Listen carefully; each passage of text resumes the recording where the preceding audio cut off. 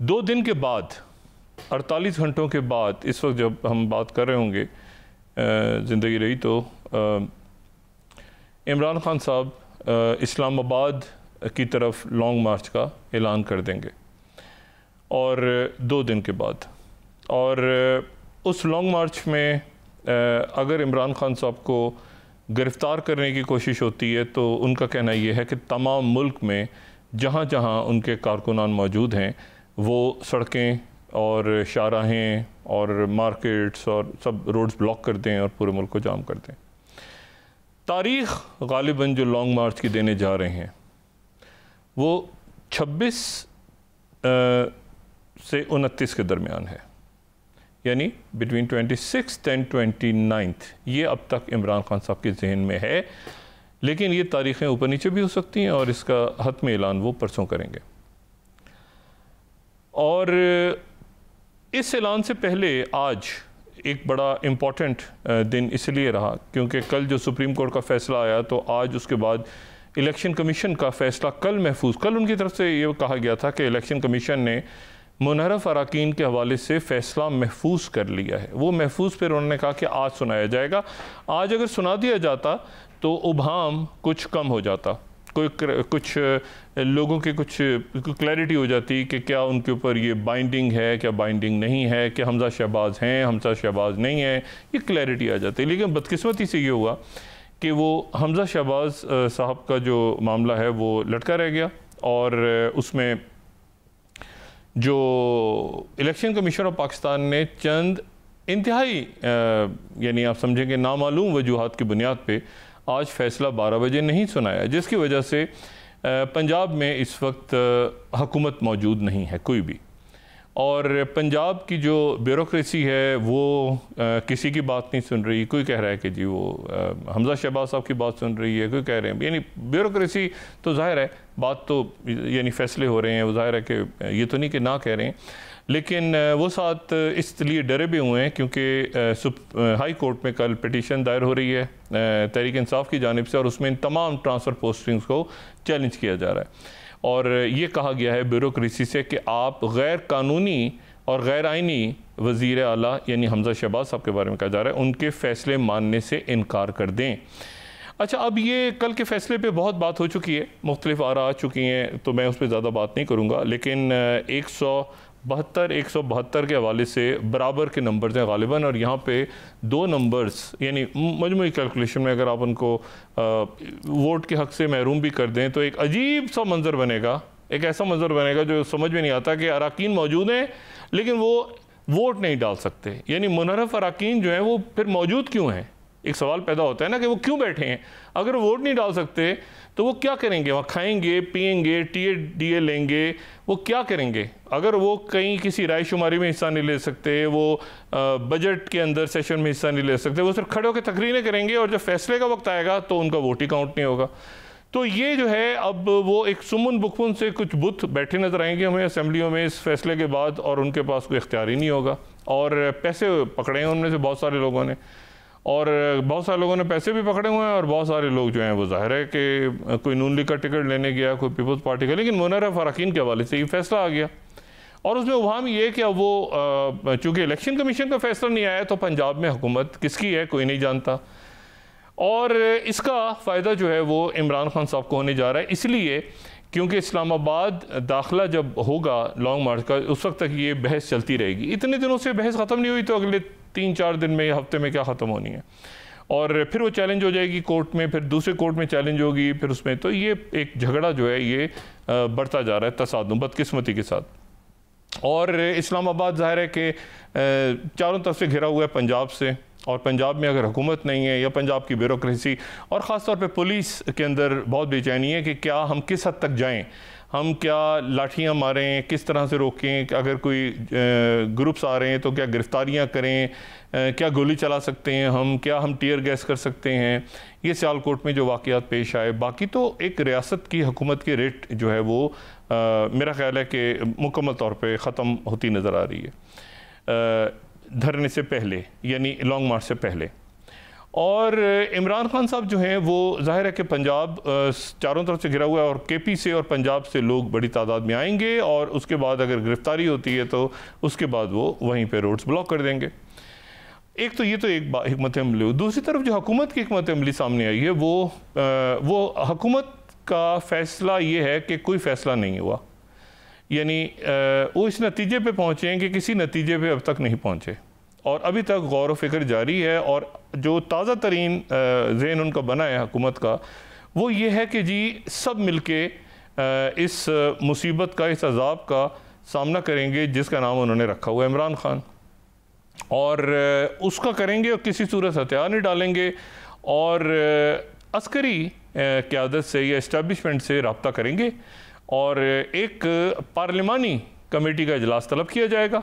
ये उनके कल जो जिसमें मियां नवाज शरीफ साहब लंदन से जिस मीटिंग में शरीक हुए हैं वाया वीडियो लिंक, जरदारी साहब भी थे और शहबाज शरीफ साहब भी थे और मौलाना फजलुर रहमान साहब भी थे, बाकी क़यादत भी थी। उन्होंने कहा कि खुल के उस पार्लिमानी कमेटी के इजलास में मिलिट्री इस्टेब्लिशमेंट को भी बुलाया जाएगा और उनसे पूछा जाएगा कि बता तेरी रज़ा क्या है, यानी हम ये फ़ैसले करने जा रहे हैं तो आप बताइए कि हम क्या करें। लेकिन मसला ये है कि ये तो सियासी मसला है और सियासी मसला है और क्या फ़ौज जो है वो मॉब को कंट्रोल करने के लिए होती है मुल्क में और क्या फ़ौज जो है वो आके गोलियां चलाती है, इसके बारे में बहुत पहले बात कर चुका हूँ। 1977 के जो वाक़यात थे उसमें गोली नहीं चलाती फ़ौज अपने लोगों पे। तो एक तो बात ये हो गई। दूसरी बात ये है कि क्या ये जो मुश्किल फ़ैसले हुकूमत ने करने का फ़ैसला किया है और वो ये है कि आवाम के सरों पे एक महंगाई का बोझ आ रहा है, बहुत बड़ा बोझ, और तो क्या उसमें मिलिट्री इस्टेब्लिशमेंट क्या करेगी उसमें? क्या वो कहेंगे कि अच्छा ये फ़ौज ने बजट पेश किया है? तो मेरा नहीं ख्याल कि इस बात के ऊपर भी कोई तुक बनती है। मैं अपनी बात पे दोबारा जाता हूँ, जो बात मैं कई रोज़ से बार बार कह रहा हूँ कि इमरान खान साहब की हुकूमत को गिराने से पहले क्या मामला तय हुए थे? क्या ये इस्टेब्लिशमेंट के साथ डिसाइड हुआ था कि उसके बाद का जो सेटअप है, क्योंकि मैं ये नहीं हुआ था, ये मैं आपको बिल्कुल क्लैरिटी के साथ बता रहा हूं कि वो जब न्यूट्रल हुए थे तो उन्होंने कहा हम न्यूट्रल हैं, इन्होंने कहा आप न्यूट्रल हो जाएं, बाकी काम हम करेंगे। एग्जैक्टली कोट एंड कोट जलसों में भी ये स्टेटमेंट्स थी और अब भी उनका ये बयानिया था कि आप सिर्फ न्यूट्रल हो जाएं, यानी आप न्यूट्रल हो जाए बाकी हम देख लेंगे। अब वो न्यूट्रल हो गए, यानी उन्होंने अपनी जो एक्स्ट्रा सपोर्ट थी वो पीछे कर ली और न्यूट्रल हो गए। अच्छा, न्यूट्रल हो गए, इन्होंने गिरा दी हुकूमत, ठीक है, जैसे हुआ, लोग मुनरफ हुए, इधर गए उधर गए, इन्होंने पूरा जैसे भी हुआ इन्होंने पॉलिटिकल प्रोसेस पूरा कर लिया, पॉलिटिकल प्रोसेस पूरा कर लिया। लेकिन उस पॉलिटिकल प्रोसेस में ये इन्होंने तय नहीं किया कि उसके बाद हमने क्या करना है। वहां से एक सजेशन जो था वो ये गया है हालिया दिनों में कि जी, और खामोशी से गया है कि जी मुल्क का केओस बढ़ रहा है तो आप अर्ली इलेक्शंस की तरफ चले जाएं। ठीक है। अच्छा, अर्ली इलेक्शंस की तरफ जो है वो ये बराह रास्त तो मशवरा कोई नहीं देगा शहबाज शरीफ साहब को या किसी को, लेकिन एक आप समझ लें कि एक बिलवास्ता तौर पे एक मशवरा किया है कि आप अर्ली इलेक्शंस करवा लें ताकि ईजान खत्म हो। अब उनका कहना यह है कि अब तो हम हुकूमत में आ गए हैं और हुकूमत में मियां नवाज शरीफ साहब का पहले दिन से पॉइंट ऑफ व्यू यह था कि इलेक्शंस करवा के एक अखलाकी जवाज होता है। और मैं आपको बताऊं, मुस्लिम लीग नून का वोटर जो है, मैं नहीं समझता जितना थोड़ा बहुत मैं जाहिर है कि एहसन इकबाल साहब को इतने सालों से देखा है या ख्वाजा आसिफ को देखा है या शायद खान अब्बासी साहब को देखा है या कुछ शख्सियात, मतलब मेरा नहीं ख्याल कि उनमें से कोई भी आदमी जो है वो वजारतों के लिए मतलब वजारतों के पीछे भाग रहा है। वो क्योंकि वजारतों के पीछे भाग रहे होते हैं तो ये तो मुशर्रफ साहब के दौर में वजीर बन जाते हैं, तो इन्होंने उस वक्त मियां नवाज शरीफ को नहीं छोड़ा तो उसके बाद कैसे छोड़े हैं? और मेरा नहीं ख्याल कि ये वजारतों का इनका मामला है या ख्वाजा साद रफीक या बाकी लोग। लेकिन मसला ये है कि इस पूरे सेटअप का में उनको वजारतें मिल गई और वो वजारतें मिली जिसके ऊपर सारा बोझ है। ये मुस्लिम लीग नून की हुकूमत है, ये मैं बार बार रिपीट करूं, ये कोई इत्तेहादी हुकूमत वगैरह नहीं है। आखिर में अगर किसी के गले ये सारा ढोल पड़ेगा, ये बात जो की है ना जरदारी साहब ने कि अब उनका एक कल जब मुलाकात हो रही थी उन्होंने कहा ये ढोल हमारे गले पड़ गया तो उसको मिलके बजाएंगे या मिलके उठाएंगे ढोल, ऐसा नहीं होगा। ये ढोल पड़ा है नवाज शरीफ साहब या शहबाज शरीफ साहब के गले में। वो वजीर आजम है और वो वजीर खजाना है, वो वजीर खारजा नहीं है कि आराम से टोनी ब्लिंकन साहब से मुलाकात हो रही है। और जाहिर है कि बिलावल भुट्टो जरदारी साहब और जो भी इनका सेटलमेंट हुआ था आपस में, लेकिन जो जहां पे लोगों ने पकड़ना है उन लोगों ने पकड़ना मुस्लिम लीग नवाज को है। इन्होंने मामला पहले तय नहीं किए थे और इनको कर लेने चाहिए थे कि जी हम इसके फ़ौरन बाद इलेक्शंस की तरफ चले जाएं ताकि मुल्क में हिजान ख़त्म हो जाए। इन्होंने बैठ के पहले ये तय किया कि हम इस्लाहात करवाएंगे। अब इंतखाबी इस्लाहात क्या होनी है? इंतखाबी इस्लाहात क्या होंगी? वो ये होंगी कि जी उसमें केसेस ख़त्म हो जाएंगे, उसमें से ऐसा नहीं होगा। मार्क माई वर्ड्स, ऐसा नहीं होगा। और मैं आपको ये बताऊं कि वो 12 डब्बे जो वाजिद भाई अल्लाह उनकी मग़फ़िरत फरमाए लंदन में उनके रिहाइश गाह से गायब हुए थे, और वो 12 डब्बे आज ये जहाँ पे ये शो हो रहा है, आप समझ लें कि 1-1.5 मीटर के रेडियस में वो 12 डब्बे मौजूद हैं जो गायब हो गए थे। ठीक है, जो कि स्विट्जरलैंड के बैंक से ले जाए जा रहे थे। तो रिकॉर्ड्स मौजूद हैं, चीज़ें मौजूद हैं, मसले ख़त्म नहीं होते। बरीड अलाइव, ये सारे जो जिन केसेस में बरीयत भी हो गई, आप देखें दोबारा केसेस खड़े हो गए, ये मसले चलते रहेंगे। इनको पहले क्लियर कर लेना चाहिए था, बजाय इसके कि फौरी तौर पे हुकूमत में आए और ये कहें कि उसके बाद ये लॉ चेंज कर दो, ऐसे कर दो, ये केस खत्म हो जाएगा, ये रिलीवेंट नहीं होगा। उस वक्त तक नहीं होगा जब तक आपका सिस्टम या एस्टेब्लिशमेंट या आपकी कोई अंडरस्टैंडिंग नहीं होगी। वो अंडरस्टैंडिंग नहीं थी, वो अब भी नहीं है। उसकी वजह से एक मुल्क में हिजान और क्यास बपा है। और यहाँ पर पहले तो ये होता था कि कोई शख्स आके वजाहत करता था कि जी डॉलर्स कैसे बढ़े हैं, ये डॉलर का रेट कैसे बढ़ गया है, रुपया कैसे गिर गया है, लेकिन अब कोई बताने को तैयार नहीं है। और जब से मौजूदा हुकूमत आई है, उनके आने के बाद से 17.5 रुपया गिर गया है।